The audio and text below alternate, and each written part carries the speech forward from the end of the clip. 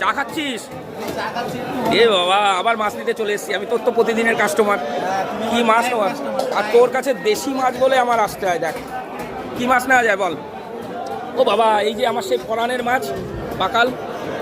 পাকাল দে, কই দিয়ে। হ্যাঁ, অন্য মাছ দিবি না কিন্তু। পাকালটা দে,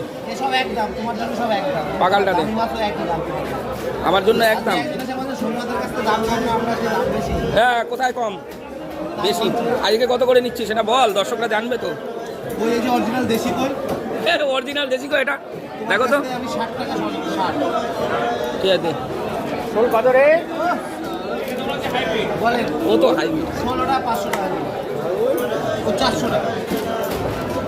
এ বাবা, 600 টাকা করে দাম বেশি হয়ে যাচ্ছে না? আর দিস না, আর দিস না, আর দিস না, আর দিস না। ঠিক আছে নে।